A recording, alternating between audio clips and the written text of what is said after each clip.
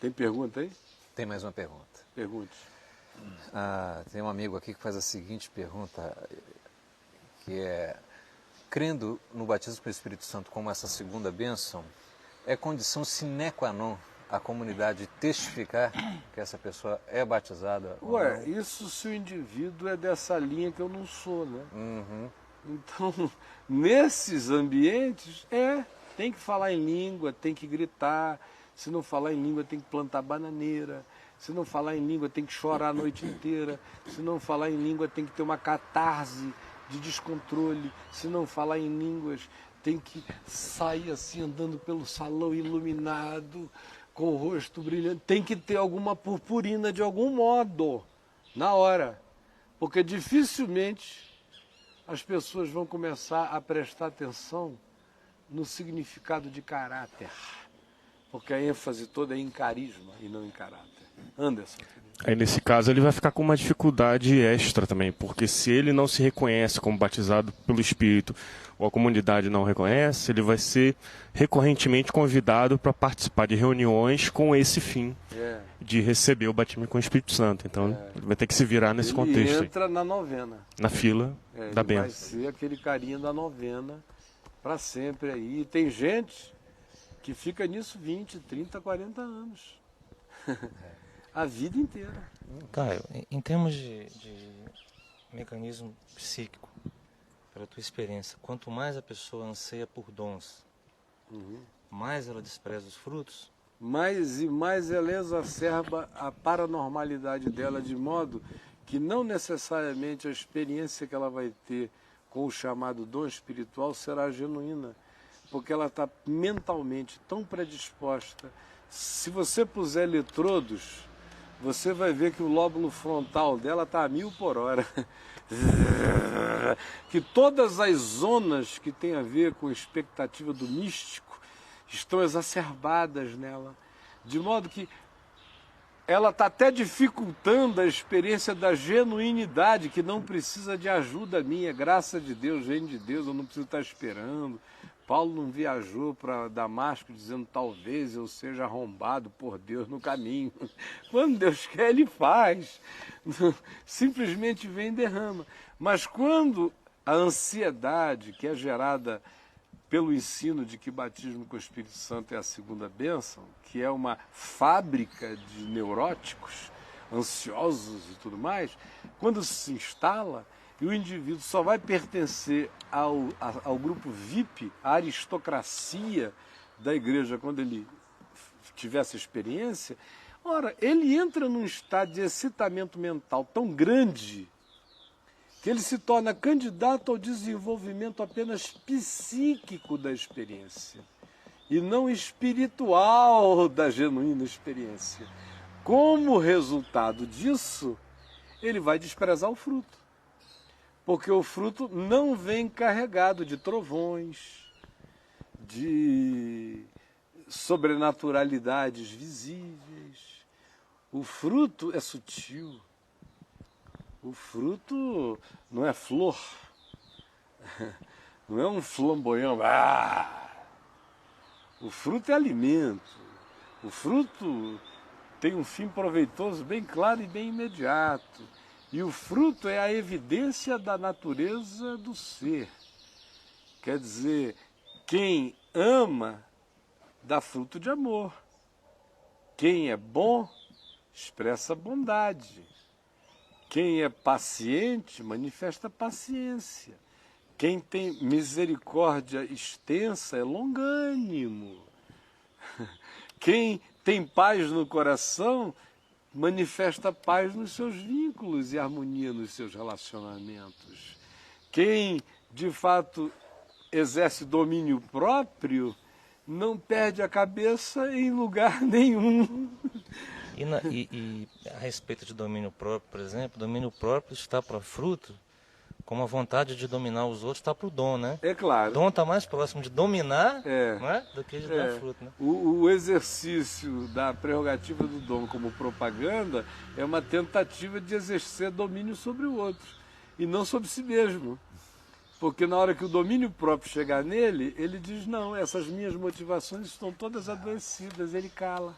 Quando tu disseste aí a respeito de quem tem frutos os oferece, eu me lembrei daquela passagem que João Batista, Jesus manda dizer a João Batista, quando perguntado por ele se era ele quem devia vir ou outro, né? Ele diz, vai, diga a ele que os cegos veem, os surdos ouvem, e, né? E é pregado o evangelho, quer dizer, é uma nítida manifestação de, olha, eu estou te falando, eis os frutos, tu enxergas o reino, né? E ele não diz, eis os dons, tu enxergas o reino. Chegou aquele cheio de dons, embora estivesse, mas ele diz, chegou aquele que tem os frutos a dar. Interessante também que o fruto aponta para a renovação da vida. Uma vez ele experimentado, provado, degustado, sobra semente, que uma vez caindo num novo terreno, renova. É continuidade. Agora, o que o pessoal em Corinto e o que o pessoal no mundo cristão carismático em geral nunca conseguiu foi de fato deixar o dom ser apenas o que no Novo Testamento o dom é. O dom é um acessório.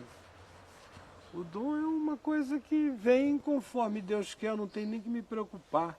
Olha, para ser franco, a vida inteira eu só pedi os dons que ninguém pedia. Eu pedi a Deus muito, orando, jejuando, os primeiros 7 anos da vida, com uma intensidade imensa, sozinho. O dom que eu pedia o dia inteiro era discernimento. Meu Senhor, me dá discernimento. Eu quero ter discernimento, sabedoria e conhecimento. Porque o resto é o resto. Nesse mundo de ilusão, você precisa de discernimento mais do que de qualquer outra coisa. Discernimento de espíritos, para não andar enganado. Conhecimento espiritual, que não é entrar para o seminário. Né? Tem gente que fala, eu preciso de conhecimento espiritual, vou para o seminário, depois vou fazer mestrado, doutorado e pós-graduação. Isso aí não é nada. Isso é informação. Paulo não chamava isso de conhecimento. Conhecimento para Paulo era conhecimento experiencial. A gnose a qual ele fazia referência era aquilo que só acontecia como um experimento no ser. Vivência. É a experiência do conhecimento de Deus em si, que se transforma em um conhecimento a partir da experiência do conhecimento de Deus, num conhecimento que pode ser compartilhado como sabedoria com os outros. Isso eu pedi e peço a minha vida inteira e vou morrer pedindo. Agora, eu fui falar em língua estranha pela primeira vez na vida, deixa eu te dizer, no dia 1º de janeiro de 1977. Eu 5 anos após a conversão. Foi um dia, aquele mesmo dia daquela história que eu contei aqui anteontem, daquela pessoa que ficou liberta depois daquela vigília, que eu senti aquele amor pela mulher, e o bicho lá dizia, não a ame, não a ame. Naquele mesmo dia, quando nós voltamos de lá daquela experiência, papai e eu, ainda sem comer e sem beber, já quase entrando no 2º dia de jejum meio compulsório naquele dia, porque eu não tinha dado tempo para alimentar. Quando nós voltamos assim tão engatados de alegria no espírito, que nós fomos para o meu quarto, papai, mamãe e eu. Eu já era casado, já era pai do Ciro, eles estavam viajando. E ali nós começamos a orar, papai, mamãe e eu, agradecendo ao Senhor, quando de repente eu prorrompi numa outra língua. Mas eu mesmo não ouvi que eu estava falando aquela língua, foi a minha mãe que ouviu. E quando eu acabei de orar, para mim eu estava orando com a minha mente, ela que estava ouvindo de outro modo. E papai também, quando eu acabei, eles disseram, meu filho, você prorrompeu intensamente, numa variedade de línguas extraordinária. Aí dali para frente, de vez em quando acontecia, eu nunca forcei, Nunca fui me ajoelhar para ficar querendo falar em línguas sozinho. Eu orava com a minha mente, eu oro com a minha mente. Se brotar, brotou.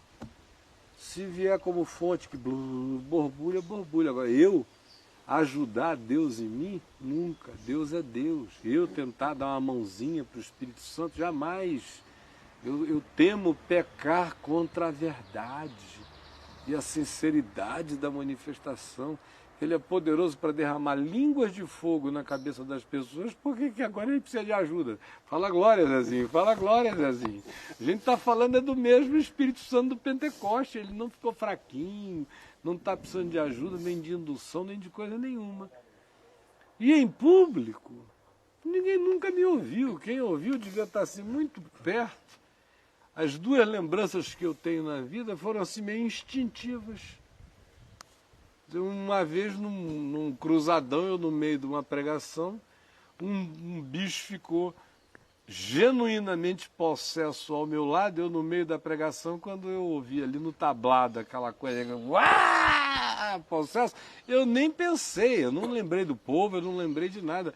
Eu virei para repreender aquilo em nome de Jesus em português, mas saiu em outras línguas e eu nem notei. Depois é que me disseram. Porque se eu tivesse me prevenido, eu jamais teria feito, porque eu sei que esse não é o princípio, não é o modo e nem a necessidade. Uma outra vez também foi do mesmo jeito. Se eu não estou enganado, da Igreja Presbiteriana Betânia, numa situação semelhante. Assim, meio sem querer, no supetão veio. Do contrário, só vem quando vem, só rola quando rola. E eu me sinto felicíssimo que seja assim, porque qualquer tentativa de do falar em outras línguas, a língua do indivíduo toda vez que ele ajoelha para orar, e tem gente que teve essa experiência, até com genuinidade, aí depois entrou na carne, começou no espírito e se aperfeiçoa na carne. Aí começa, todo mundo fica com aquela expectativa de que o indivíduo fale em línguas, aí aonde ele se ajoelha ele já começa ali. Aí vai virando teatro, daqui a pouco ele virou um manequim carismático, uma Gisele Bündchen de purpurinas mentirosas que não tem nenhuma relação com a genuinidade do dom de Deus. Agora, é uma questão de muito mau caráter forjar uma ação do Espírito Santo. Às vezes não é nem de mau caratismo, é de falta de caráter. Né? O mau caráter vira o evangelista. Vira o fé demais não cheira bem, vira o curandeiro, o mau caráter. Nesses casos, ele não vai se contentar só num grupinho pequeno. A maioria dos que fazem isso não são mau caráter, são gente sem caráter. É gente que se aperfeiçoou na carne, que sucumbiu à vaidade, que perdeu, de certa forma, o temor de Deus. Eles nem acreditam nisso, porque eles falam tanto em Deus, mas eles se habituaram com uma zonazinha de manobra insincera para a glória de Deus. Existe isso. É o cara que mente no testemunho para a glória de Deus. Tem um monte de gente nos vendo ali que está cansada de inventar ponto no testemunho, no conto que conta. Como se não fosse mentira, porque Deus vai ficar supostamente maior. Era gripe, mas se eu disser que foi tuberculose, aleluia. Era unha encravada, mas se eu disser que eu já era uma gangrena, aleluia. Era não sei o que. Os caras vão piorando tudo para a glória de Deus e mentindo. Não necessariamente todos esses são mau caráter. Alguns desses são só inseguros, vaidosos, meninões idiotados e que criaram uma reserva técnica que os faz pensar que se no fim o resultado for a exaltação do nome de Deus, até a mentira está justificada. Um continho, só um confeito, uma cereja no bolo.